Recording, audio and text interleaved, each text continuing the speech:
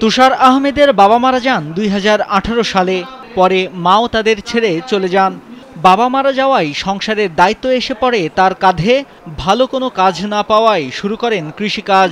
অন্যের জমিতে কাজ করে যা আয় হয় তাই দিয়েই চলে সংসার। সামান্য এই আয় দিয়েই দুই ভাই আর দাদির সব খরচ সহ নিজের পড়ালেখা চালান তিনি। পাশাপাশি চেষ্টা করতে থাকেন পুলিশে চাকরি পাওয়ার। কয়েকবার চেষ্টা করার পর তার সেই কষ্ট সফল হয়েছে। কোনো রকম ঘুষ তদবির ছাড়া মাত্র 120 টাকায় ফর্ম পূরণ করে চাকরি পেয়েছেন তুষার। সামনের দিনগুলো পরিবারের সদস্যদের নিয়ে ভালোভাবে কাটানোর আশা তুষারের। এখন যে কোনো ব্র্যান্ডের পুরাতন এসি বদলে নতুন ওয়ালটন এসিতে উপভোগ করুন 25% ছাড়। আমি এর আগে ভাইবা দিয়েছি, কিন্তু ভাইবা থেকে যে কোনো কারণবশত হয়তো বাদ পড়ে গিয়েছি। এটাই আমার শেষ মাঠ ছিল। ইনশাল্লাহ এই মাঠে ভাইবাতে সিলেক্টেড হয়েছি। আশা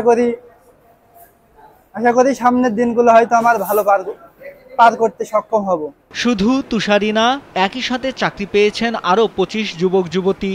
কোনো প্রকার ঘুষ তদবির কিংবা অনিয়ম ছাড়াই চাকরি পাওয়ায় এ সময় অনেকেই আবেগে কেঁদে ফেলেন। দরিদ্র পরিবারের সন্তানদের মুখে এখন আশার আলো, কণ্ঠে কৃতজ্ঞতার কথা। টাকা ছাড়া কোনো চাকরি হয় না, কিন্তু আজ আমি এটা প্রমাণ করলাম যে বাংলাদেশ পুলিশে কোনো টাকা ছাড়াই চাকরি হয়। এখানে আসার জন্য যাদের অবদান সেগুলো আমার মা এবং আমার বাবা। রোববার রাতে Jhenaidah police lines training recruit constable TRC পদে এই ফলাফল ঘোষণা করা হয়। জেলা পুলিশের তথ্য অনুযায়ী এবারে কনস্টেবল পদে নিয়োগের জন্য চলতি প্রক্রিয়ায় মোট আবেদন করেন 1880 জন। জুলাইয়ের 10, 11 ও 12 তারিখে লিখিত, শারীরিক ও মৌখিক পরীক্ষা অনুষ্ঠিত হয়। এ সময় শারীরিক পরীক্ষায় উত্তীর্ণ হন 279 জন। লিখিত পরীক্ষায় পাশ করেন 34 জন।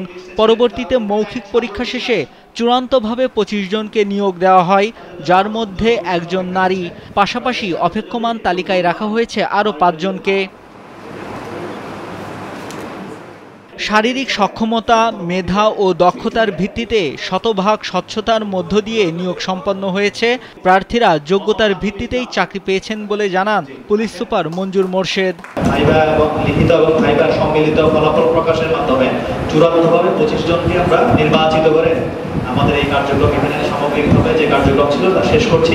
আমরা বিশ্বাস করি যে যোগ্যতম যারা প্রার্থী ছিল তারাই তাদের যোগ্যতার ভিত্তিতে এই চাকরিতে এসছে। একসময় পুলিশের চাকরি ছিল অন্য সরকারি চাকরির মতোই সোনার হরিণ, যা পরিচিত ছিল ঘুষ বাণিজ্য নামেই। লাখ লাখ টাকা খরচ করা ছাড়া এটি ছোঁয়া ছিল প্রায় অসম্ভব। আজ সেই সময়কে পেছনে ফেলে শুধু 120 টাকায় পাওয়া যাচ্ছে এই মর্যাদাপূর্ণ চাকরি। মাঝখানে নেই কোনো ঘুষের কারবার। নাসিম আহমেদ, নাইমুল হাসিব, কালবেলা।